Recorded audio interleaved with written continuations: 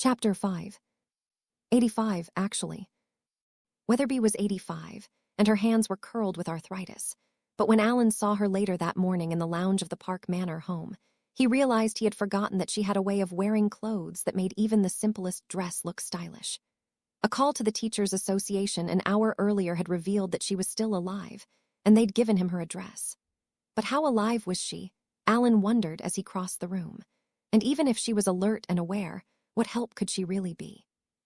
A grade 5 boys hockey team was very different from grade 12 girls basketball. And if she did remember her coaching career, would anything she had to say work today? After all, her last championship was at least 20 years ago.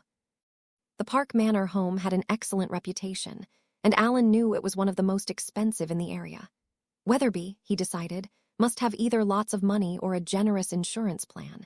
It might have been expensive, but as Alan crossed the room, he was aware of how institutional it felt. The whole atmosphere of the place made him feel as if he was on a futile quest for assistance. He wondered if she would even know where she was. Her hearing was sharp enough, however. As Alan approached, his footsteps alerted her. She was sitting slightly hunched forward. Firmly planted on the floor between her feet was a cane, topped by two arthritic, bony hands that pressed down as if to keep the cane from floating off. Hearing Alan's footsteps, she looked up and squinted slightly to focus on him. Recognition flooded her face with a warm smile, and nobody could smile like Miss Weatherby. She was a beautiful black woman whose radiant face was stunning. Age, if anything, had only added to her elegance. "Uh-huh," she said. "If it isn't the foster boy, brought me your essay, have you?" Alan went from instant joy, he'd been recognized, so her mind must be fine, to instant disappointment. Essay? Her mind had gone. She was obviously living in the past. Hamlet and King Lear. Comparison of two tragic heroes, if memory serves me right, said Miss Weatherby. Alan had reached her chair and now stood in front of her feeling like a naughty boy who hadn't done his homework. His first reaction was that this feeling was ridiculous. His second was much different. The blush of embarrassment began in his ears and rapidly flushed his face. His memory caught up with Miss Weatherby. The last week of the last month of his last year, all set to graduate but for one essay, and no time left to write it. "Alan, you may not be an English scholar, but you're a nice boy," Miss Weatherby had said to him. "I'm marking your work complete." Alan had stammered his gratitude and told her how much he really loved her class. Miss Weatherby broke in to say, "I hadn't realized you liked English so much, Alan. No doubt you'll want to do the essay just for the joy of it someday and hand it in."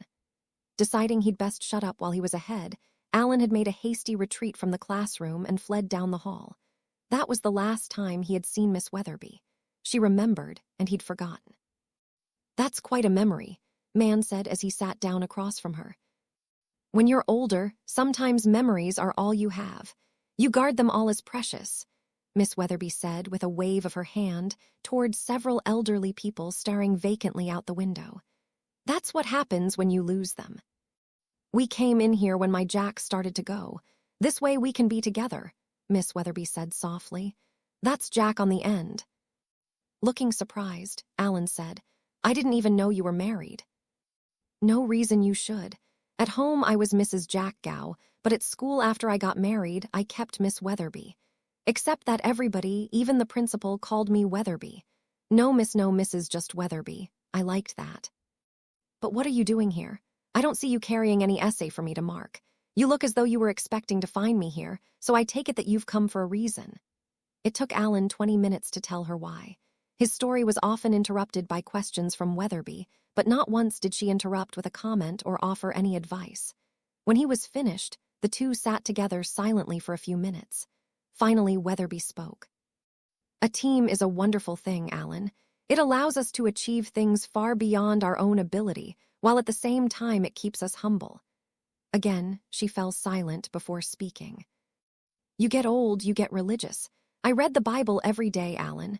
The lady in the suite next to ours teases me and says I'm cramming for my finals. But even when I was young, right from the time I started coaching basketball, I've believed that teams are one way God sends us proof. I'm real. I exist." Alan looked surprised and puzzled.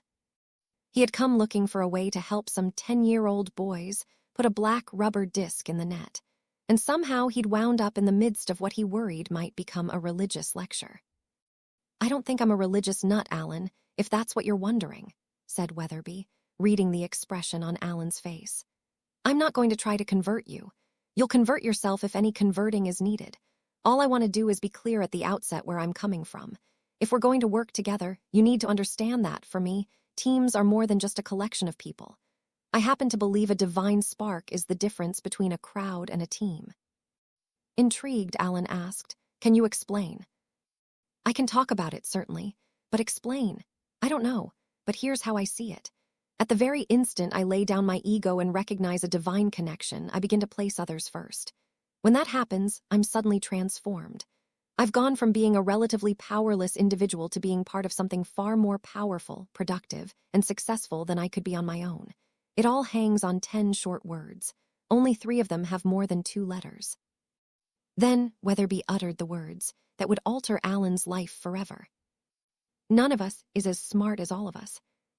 Alan knew from the way she had said it that he'd been given a key, perhaps the key, to Weatherby's success.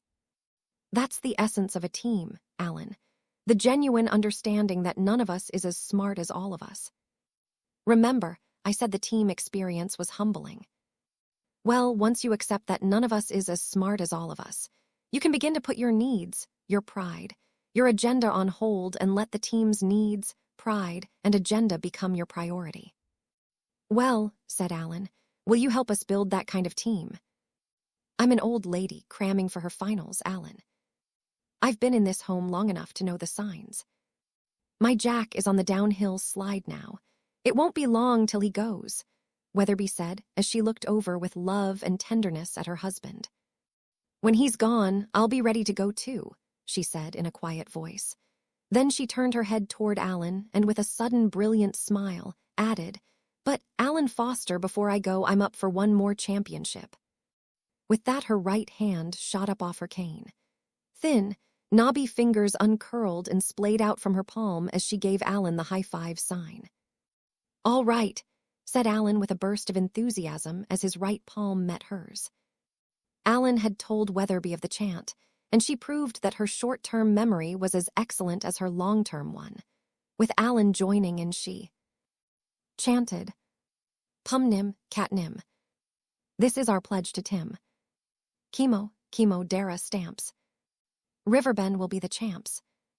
Having finished, Weatherby said, "And may I suggest a new ending? Where tear tainy gleam. Warriors are a high-five team." "A high-five team. I like that," said Alan, and he again raised his right hand and joined his palm to hers in a high-five salute. "I like it too," said Weatherby.